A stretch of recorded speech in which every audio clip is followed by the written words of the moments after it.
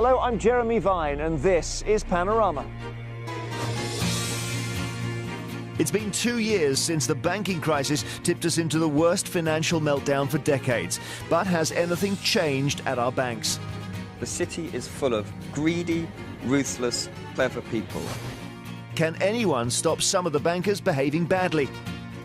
Unless there's really substantive change, it is nearly certain that there will be another financial crisis within 25 years.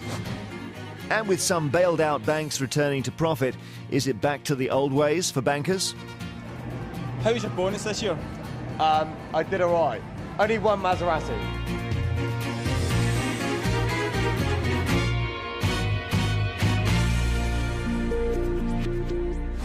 As we head towards Christmas, it is bonus season for bankers. The new year will start with £81 billion of public sector spending cuts, the most savage since the Second World War. But that £81 billion is still less than was spent saving our failing banks. So have the bankers responsible, remember, for the biggest financial meltdown in living memory, paid the price for their mistakes? Or, with Christmas around the corner, are they looking forward to unwrapping their bonuses? Mark Daly investigates.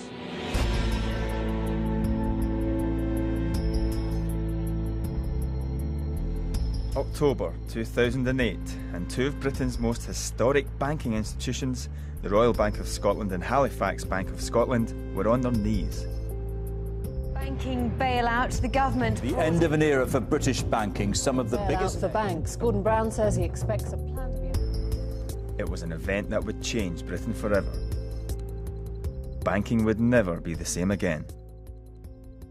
The old and discredited system of light touch regulation had allowed some bankers to believe that they were masters of the universe, and they took incredible risks in their quest for growth and bigger profits. But when it all came crashing down, it was the taxpayer who came to the rescue.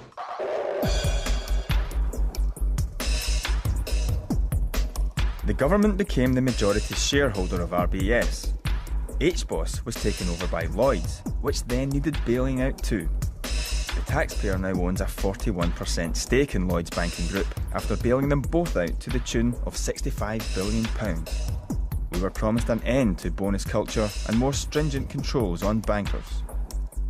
We must now reform and renew the international financial system. Very high probability that this is the turning point. The short-term bonus culture has got to end. But have these promises been fulfilled? Focusing on RBS and Lloyds 2 years on from the crisis, we investigate whether banking culture with its infamous bonuses has really changed at all.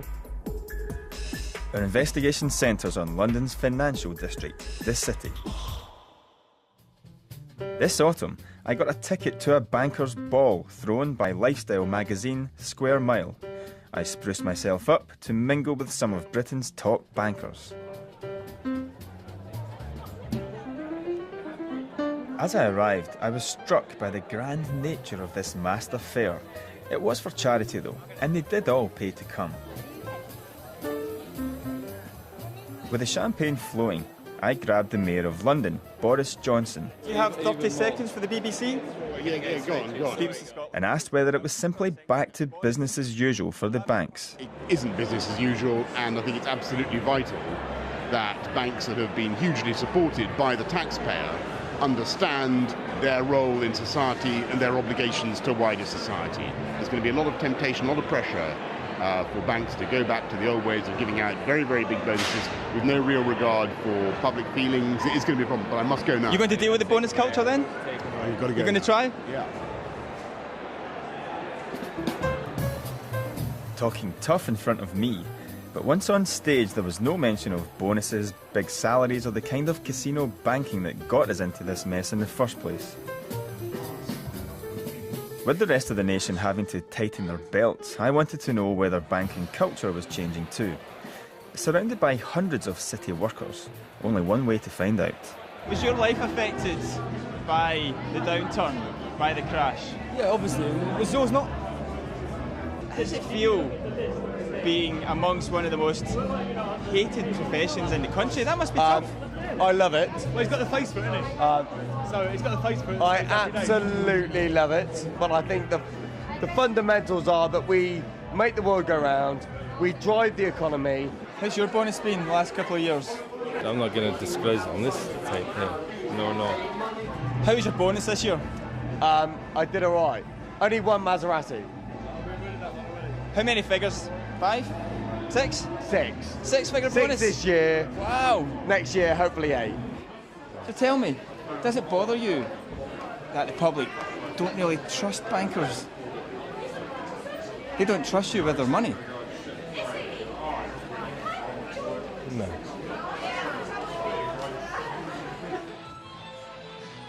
Then, an unexpected surprise. I was able to snatch an interview with one of the most powerful bankers in Britain, Lloyd's director, Truett Tate. Now, I've explained to you what the question areas would be and that you're OK with that. Absolutely.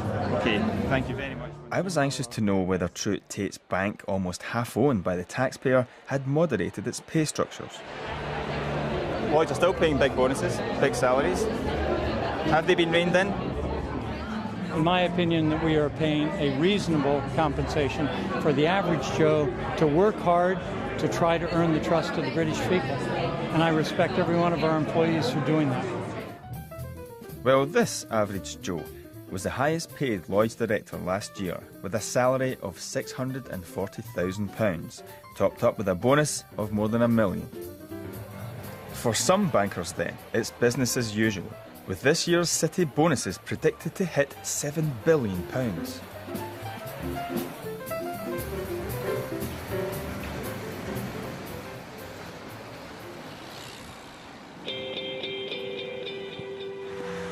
But there are others, at the opposite end of the banking pay scale, who've borne the brunt of the crisis.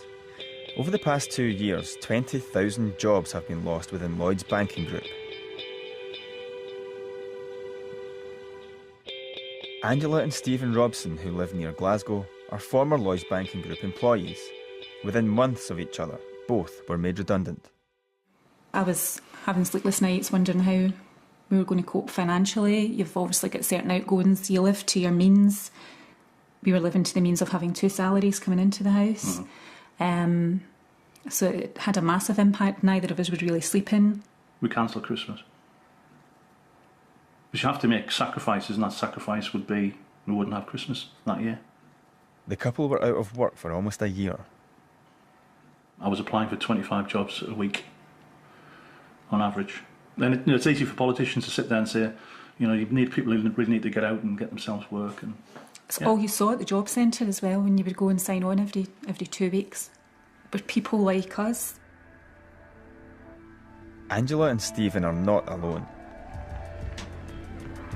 It is estimated that the banking crisis resulted in around 50,000 job losses across the financial sector.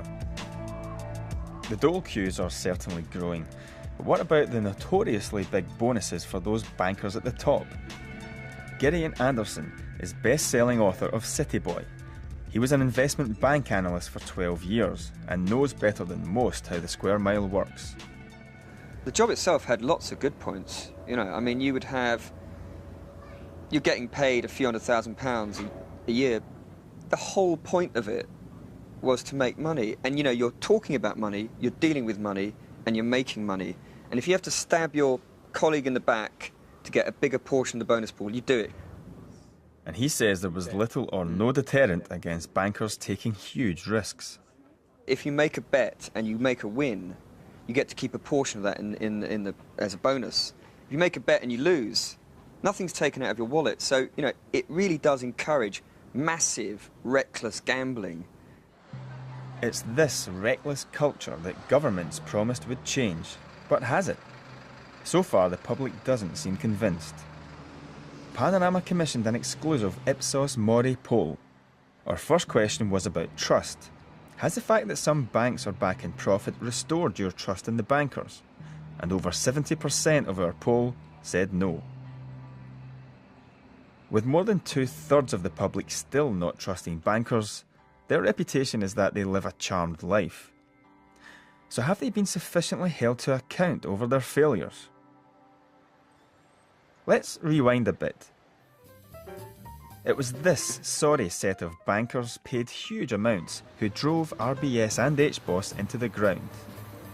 I was there at the Treasury Committee to see them offer their apologies. We are extremely sorry. A full apology, an unqualified apology. Unreservedly sorry. But what happened to these people after sorry?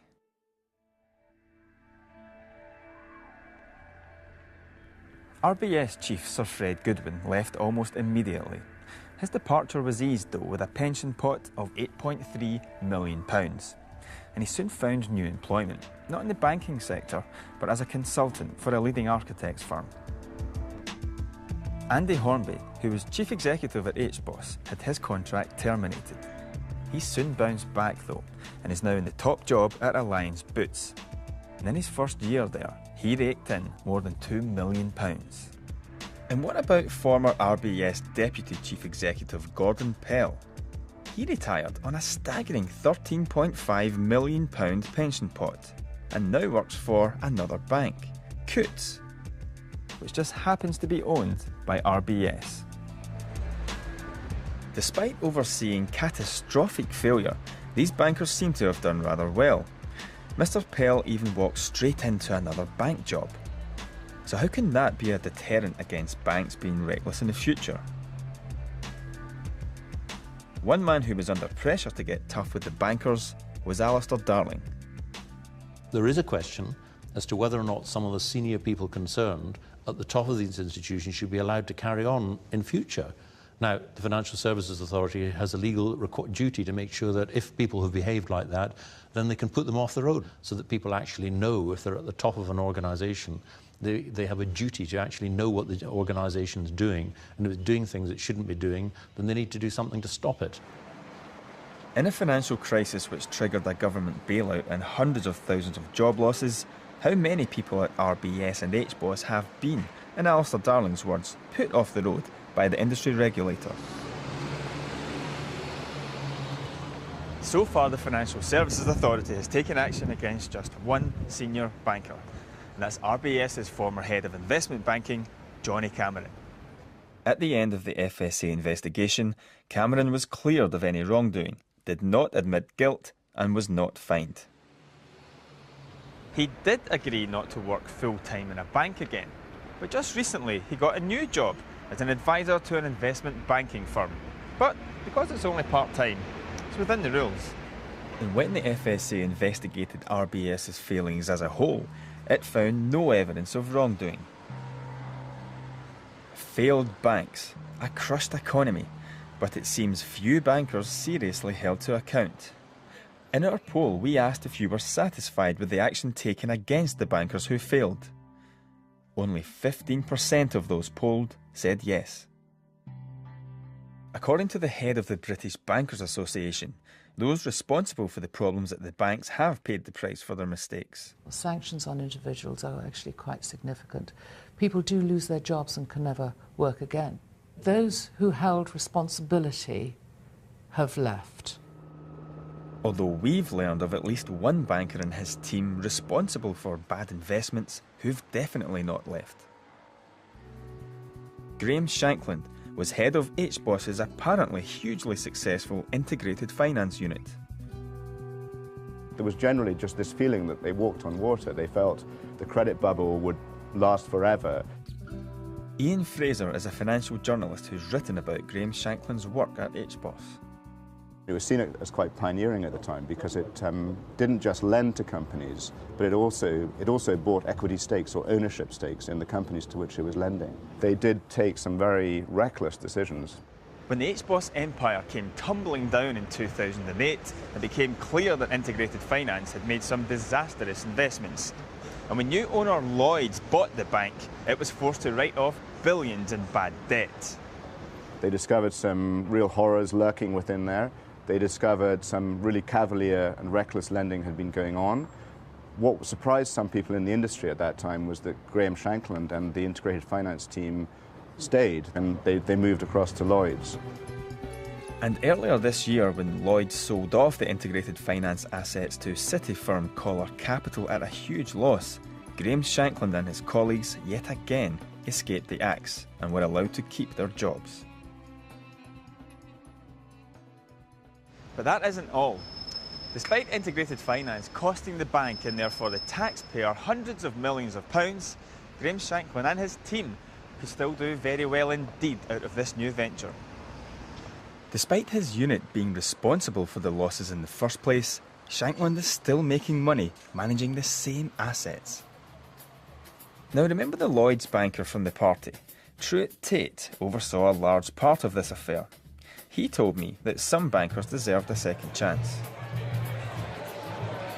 By and large, I think that most all banks have tried to look at people who made bad decisions, given them a chance to address those, and by and large, I think there has been a clearing out, as you say. By and large, very, very difficult to say. Many people made decisions that were well-informed. I think they did the best that they could. Some of those were mistakes. But would the taxpayers who bailed his bank out understand why Shankland and his team of failed bankers were allowed not only to keep their jobs, but get another stab at making millions? Taxpayers should say to me, Truett, who can give us the best return? So I went to an outside company, Collar, one of the most respected private equity firms in the world, and said, your choice. Pick who you think will get the most value. And he said, that team will give the taxpayers of this country the most value for that investment. And you know what I said? I agreed with them because I want to get the most value for the taxpayers in this country. What do you think about that, Mark? As a taxpayer, reasonable logic? That sounds to me like a reward for failure. What failure? Instead of being disgruntled about bailing out the banks, Truett Tate believes taxpayers should see it as an investment. There are a whole lot of people, myself included, who would love to get the kind of return on their investment that the taxpayer has made into this bank. They've made an investment which is making money. If you could come up with me with an investment in the infrastructure which would have returned more for the taxpayers, I'm all ears. Right now, the country is in the doldrums, is it not? Yeah, and its investment in the banks is profitable. Help me, Mark. What's wrong with that? Lloyds has returned to profits of $1.6 billion in the first half of this year, exactly what the government wants. But what do the former Lloyds employees think of Truett Tate's suggestion that taxpayers should now be pleased? Help me, Mark. What's wrong with that? It was a slap in the face to absolutely every single taxpayer in this country and every single person who's lost their job as a result of decisions that were made by those bankers. These people live in a completely different world. The devastation and heartache it's caused families. There are tens of thousands of people that were affected alone just by the HBOS and Lloyds merger. 2 years on from the bailout, Lloyds isn't the only bank posting profits. But the real cost of the crisis is far from over. The coalition government's comprehensive spending review announced £81 billion worth of painful public sector cuts. But how much will the bailed out bankers be sharing the pain? We're entitled to know, after all. We do own 83% of RBS and almost half of Lloyds.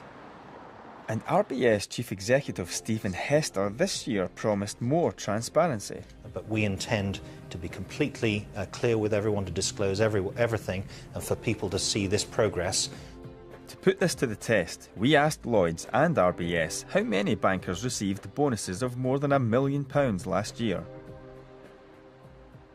Both banks refused to tell us. Not so transparent then. But RBS has admitted it paid more than 100 of its staff bonuses of more than £1 million last year. And despite slipping into the red last month, RBS has set aside £2.1 billion in pay and bonuses for its investment bankers for the first 9 months of this year. And Lloyds, mainly a retail bank, paid out a reported £200 million to its staff in bonuses last year, whilst still in the red. That's no surprise to Geraint Anderson. In his bank, the best way to judge pay was against the Prime Minister's salary. We used to judge our bonuses by the Prime Minister. You know, like I got 3 p.m, I got 4 p.m. You know, it's like you just do it like that. And the justification's always been, oh, it's a really stressful job. You've got to work really hard. You could lose your job at any minute. So we asked RBS and Lloyds how many of their bankers were paid more than £142,500, the Prime Minister's wage. Again, they refused to tell us. But they do have to declare executive level pay. So using the PM measure, let's look at those running the banks we bailed out. Eric Daniels of Lloyds can earn a maximum of £8.7 million for last year, making him a 61 PM. RBS's Stephen Hester's full earning potential in cash and shares is £8 million if he meets his targets. That would make him a 56 PM. Far from banks changing their ways, Stephen Hester can now earn twice what his predecessor, Sir Fred Goodwin, earned in the year before RBS was rescued. How does the then Chancellor justify that? He is incentivised to turn that bank round, but then it's in every single person's interest in this country. The bank is turned around. It was necessary to get somebody who could actually get a grip of RBS, which potentially could have lost us billions of pounds. Now, that's not going to happen now. But do the men running these bailed out banks really need to be paid 50 or 60 times more than the man running the country? The big bonus pay, if you like, that you see sometimes reported here is for a small section of those banks, predominantly the investment banking area, that operates internationally. Either we pay them for this extraordinarily complicated job that they have to do, or we don't get those people. Economist Will Hutton, who recently published a government paper on public sector pay, believes that's not a good enough reason. Bankers are paid much more than executives in any other walk of business life. The idea that you have to pay these people stratospheric sums of money... underwritten by the taxpayer. Underwritten by the taxpayer. It's offensive. You get these very mobile teams that can move from one bank to another. If you actually pay us what we think we're worth, we're going to move from Bank A to Bank B, and so Bank A says, oh, blimey, God, I better pay you more. And even when attempts are made to get a grip on the bonus culture, they don't seem effective. Just ask the former Chancellor of the Exchequer, who's admitted his 50% tax failed to curb the bonus culture. You cannot legislate to change a culture, if you like, in this particular area. I said to the banks, and remember it was a one-off tax, because the thing about a bonus tax is if you do it by the time you do it the next year, they will have found some way to get round it. What I said was this is a one-off tax. If you insist on paying these sums, then the taxpayer will get 50% of it. And indeed, the taxpayer has had 50% of it. The Coalition has replaced Alistair Darling's one-off bonus tax with a banking levy. Less to curb bonus culture and more to ease the taxpayer's burden. But it will amount to less than 1/10 of 1% of the bank's revenue. Treasury Minister Mark Hoban insists the levy is fair. We believe that the bank should make a fair contribution towards the risks they pose to the stability of the UK economy, and we believe that the levies are the best way of doing that. How much will it be? Year on year, the banks will pay £2.5 billion a year. The previous government only had a tax that was for 1 year only that raised £2.3 billion. So the banks will make a continuing contribution towards the Exchequer, and I think it's important that they do so. But we need to bear in mind that these businesses are mobile, they can move over offshore, so we need to strike the balance between what's fair but also what's competitive. It's the Treasury Select Committee which holds Mark Hoban to account, and one of its members is less than impressed. This bank levy is a walk in the park for the financial services sector, have no doubt about that. When I have met with representatives of the banking industry, they've been pretty relaxed about it, and I take the view that if they're not concerned or expressing anxiety about it, we're probably not being tough enough. The fear, though, is that if the government gets too tough, bankers will take flight. Is this something you've heard before? Of course we've heard it before, and when Alistair Darling introduced his super tax on their bonus pools, they all said they were going to head off to Switzerland and other jurisdictions, and we actually saw the numbers of people from the sector going to Switzerland in the last financial year drop by 7%. We shouldn't be letting them blackmail us. With successive governments having a limited impact on the industry, might new European regulations fare better and, above all, change the infamous bonus culture? European banking regulators have just decided that from now on only 30% of bonuses are to be paid in cash and the rest in long-term shares. Will these new regulations stop banks paying the kind of bonuses that we've seen so far? Yes, the new regulations will certainly stop bonuses being paid out in the way that we have seen so far. Definitely. However, what we are now seeing is as the discretionary bonus payment has been more restricted, the fixed base salary component of remuneration packages is increasing. So smaller bonuses, but the prospect of even larger pay. Does that mean carry on banking for our bailed out bankers? RBS's Stephen Hester and outgoing Lloyds CEO Eric Daniels declined to be interviewed, but did offer some cooperation. They said they were aware of sensitivities surrounding pay and transparency, but were not prepared to disclose any more than they had to until new regulations were enforced. Both emphasised the importance of operating in a competitive environment in order to repay the taxpayer. RBS told us it had introduced clawback clauses, deferred bonuses, and done more than any of its competitors to reform pay. And Lloyds said it took a prudent approach to rewarding staff, whilst ensuring they were properly incentivised. So banks say they're changing, but can we really trust them to behave this time? The coalition is setting up a new body to police banks, and Andrew Bailey, its deputy, admits previous regulation was not up to scratch. There were failures in the previous system, and I can understand why, therefore, the public would say, well, in that case, well, do we know that this is an out-of-control system? Bailey's new regulator is to clamp down on risky trading, and banks must now hold more capital to absorb any future losses. Could that help us trust them more? In our poll, we asked whether you were confident the new government could prevent another crisis from happening. 2/3 of those polled said they were not.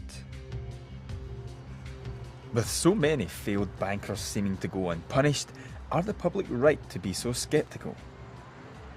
Unless there's really substantive change, it is nearly certain that there will be another financial crisis within 25 years. And we're in a period in which banks do their business, make their bonuses, and once a generation, there's a collapse and the taxpayer picks out the bill. I mean, that's actually what we have. And the British public kind of smell it, and they're right. The coalition is talking tough, but will the new rules and regulators keep the banks in check? Should banks be scared of you?